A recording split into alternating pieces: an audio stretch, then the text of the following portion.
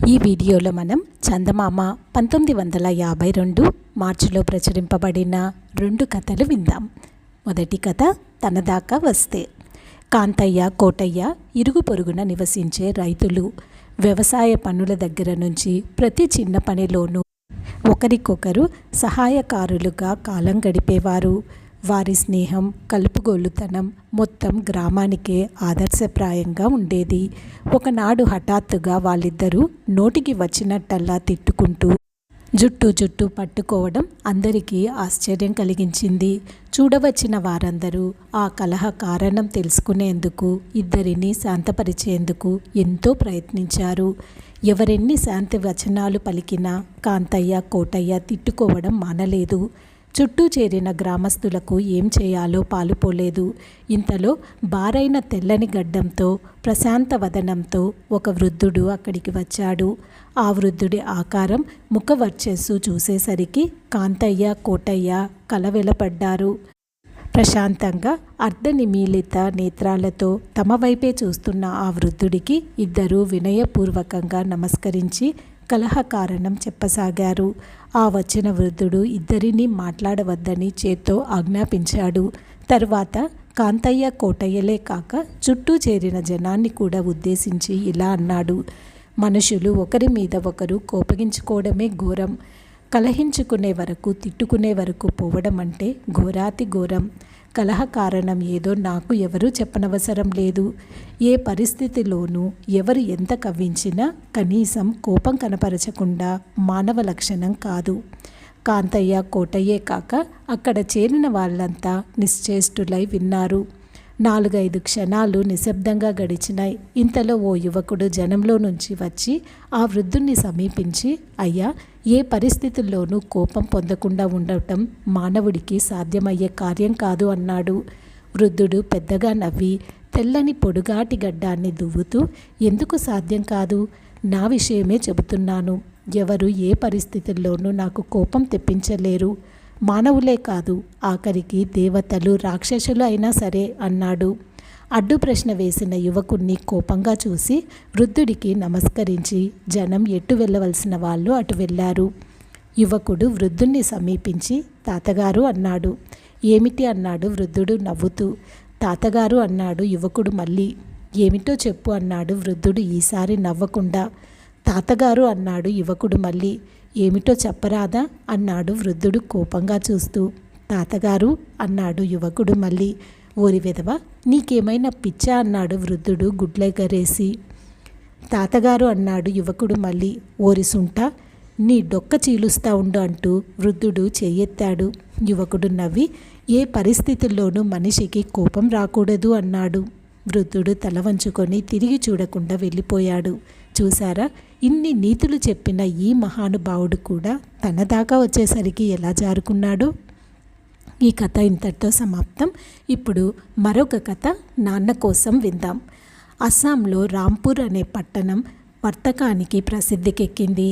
ఆ పట్టణంలోని పెద్ద వర్తకుల్లోకెల్లా పెద్దవాడు దుర్గాసింగు.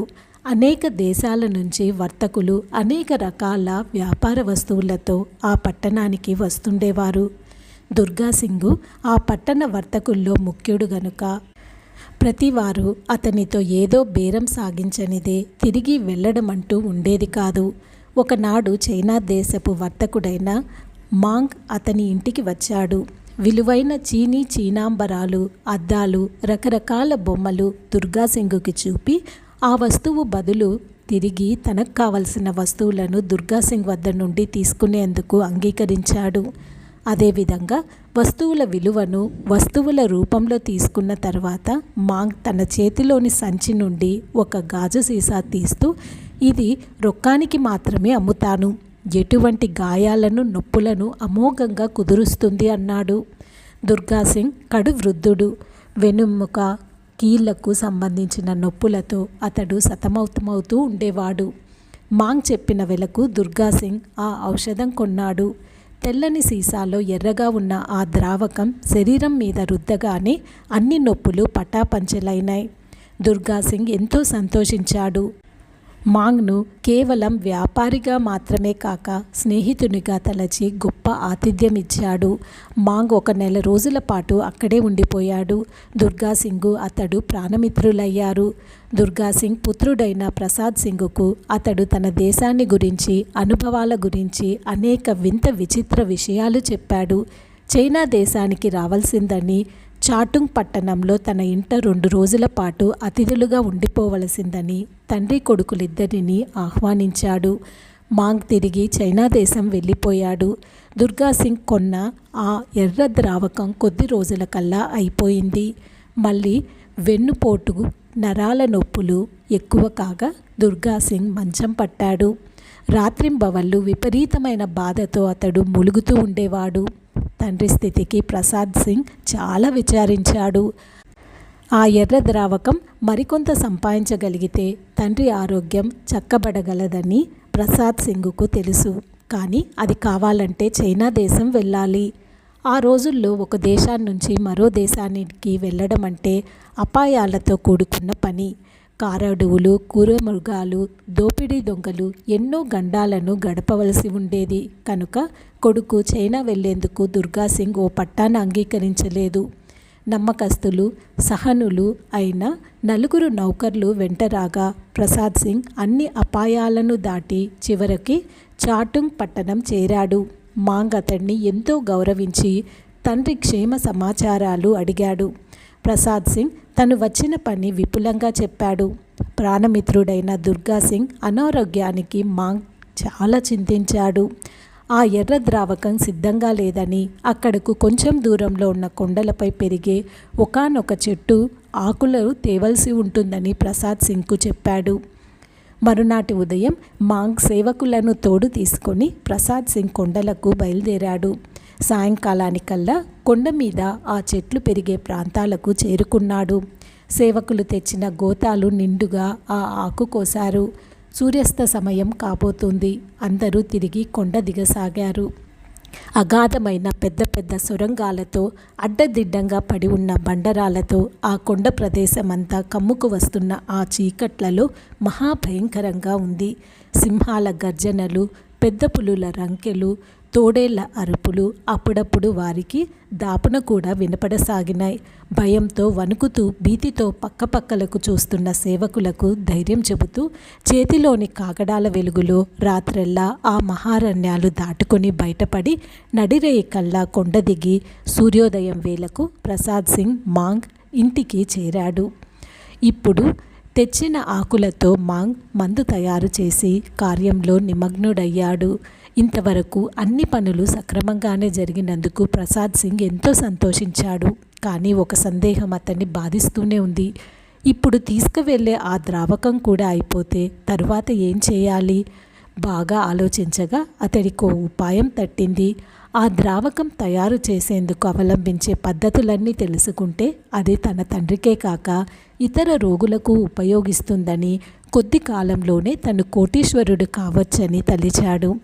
ఆ ద్రావకం తయారు చేసే పద్ధతులు నాకు నేర్పండి అని మాంగ్ను అడిగాడు. ఆ మాట విని మాంగ్ నిట్టూర్చాడు. గొంతు సవరించుకొని మెల్లగా రహస్యంగా, ఈ మందు చేయడం ఎంతో కష్టపడి నేర్చుకున్నాను. నా తరువాత నా కొడుకు ఒక్కడికి మాత్రమే ఈ రహస్యం చెప్పాలనుకున్నాను. కానీ వాడు సైనికుడిగా చేరి యుద్ధానికి వెళ్ళాడు. తిరిగి రావచ్చు, రాకపోవచ్చు. మాంగ్ ఆ పైన తడబడ్డాడు. కన్నీళ్లు తుడుచుకొని మళ్ళీ ప్రారంభించాడు. నాకు కూతురు మాత్రం ఉంది. అదే నా సర్వస్వం. నువ్వు నా ప్రాణమిత్రుడి పుత్రుడవు కనుక, ధైర్య సాహసాలే కాక సుగుణ సంపద ఉన్నవాడివి కనుక నా కుమార్తెను వివాహమాడితే ఈ రహస్యం చెప్పేస్తాను అన్నాడు. మాంగ్ రింగ్ లింగ్ అంటూ పిలిచాడు. పక్క గది తలుపు నెట్టుకొని ఒక 15-16 ఏళ్ల అమ్మాయి తొంగి చూసింది. నా కూతురు అన్నాడు మాంగ్ ప్రసాద్ సింగ్ ముఖంలోకి చూస్తూ. ప్రసాద్ సింగ్ శరీరం కంపరమెత్తింది. ముఖం వెలవెలపోయింది. మాసూచికం మిగిల్చిపోయిన అవశేషాలతో గాజు కన్నుల్లాగా వెలుగు చీకట్లను గమనించని జీవరహితమైన కనుపాపలతో రింగ్లింగ్ రూపం ఒక విధమైన భయం కలిగించింది. కన్న తండ్రి రుణం తీర్చుకున్న వాడివవుతావు. కొద్ది కాలంలోనే కోటీశ్వరుడివి కూడా కాగలవు అంటూ మాంగ్ ఉపన్యాస ధోరణిలో చెప్పుకుపోతున్నాడు. ప్రసాద్ సింగ్ నిద్ర మేలుకున్న వాడిలా ఆవులించి సరే అన్నాడు. రింగ్లింగ్తో ప్రసాద్ సింగ్ వివాహం చాలా కోలాహలంగా జరిగిపోయింది. మాంగ్ అల్లుడికి ఆ ఎర్ర ద్రావకం చేసే పద్ధతులన్నీ నేర్పాడు. 10 మంది సేవకులను సాయమిచ్చి అల్లుణ్ణి కూతుర్ని వాళ్ళ పట్టణానికి సాగనంపాడు. ప్రసాద్ సింగ్ ఎలాగైతేనేం 6 నెలలకు ఇంటికి చేరాడు. అతడు చేరుకునేసరికి ఇల్లు బావురుమంటుంది. ఒక మూల ముసలి నౌకరు ఒకడు గోడ నానుకొని కూర్చొని ఏదో గొనుక్కుంటున్నాడు. మరు నిమిషంలో అతడు అన్ని విషయాలు తెలియజెప్పాడు. తండ్రి దుర్గాసింగ్ గతించి అప్పటికే 2 నెలలు కావస్తుంది. ఆఖరి గడియల్లో కూడా అతడు కొడుకును గురించి అడుగుతూనే ఉన్నాడట. ప్రసాద్ సింగ్ హృదయం దహించుకుపోయింది. అంత కష్టపడి తను తెచ్చిన ఔషధం తండ్రికి ఉపయోగించలేదనే అతనికి పట్టుకున్న దుఃఖం. ఆ రహస్యం నేర్చుకునేందుకు అందురాలు కురూపి అయిన స్త్రీని కూడా తను వివాహమాడాడు. ఇదంతా ఎవరి కోసం? తండ్రి కోసం. కానీ అంతా బూడిదలో పోసిన పన్నీరైంది. శరీరానికి తగిన గాయాలను తగిన మందు మాన్పినట్లే హృదయానికి తగిలిన గాయాలను అనుకూలమైన కాలం మాన్పేస్తుంది. ప్రసాద్ సింగ్ క్రమక్రమంగా దుఃఖాన్ని దిగమింగి తన తండ్రికి ఉపయోగించని ఆ ఎర్ర ద్రావకం దేశాంతరాల్లోని అనేక మంది వ్యాధగ్రస్తులకు ఉపయోగించి కొద్ది కాలంలోనే అతడు కోటీశ్వరుడయ్యాడు. యవ్వన కాలం అంతా రింగ్లింగ్ను అసహించుకోవడంతోనే గడిపిన వృద్ధాప్యంలో ధనం ఇచ్చిన సౌఖ్యం వల్ల దానికి కారణమైన భార్య రింగ్లింగ్ అంటే ప్రసాద్ సింగ్కు ఎక్కడలేని ప్రేమ అనురాగం పుట్టుకు వచ్చింది. వాళ్ళ జీవిత శేషం సుఖంగా గడిచిపోయింది. ఈ కథ ఇంతటితో సమాప్తం. ఈ వీడియో మీకు నచ్చినట్లయితే దయచేసి ఈ ఛానల్ని సబ్స్క్రైబ్ చేసుకొని ఈ వీడియోని లైక్ చేయండి. ధన్యవాదములు.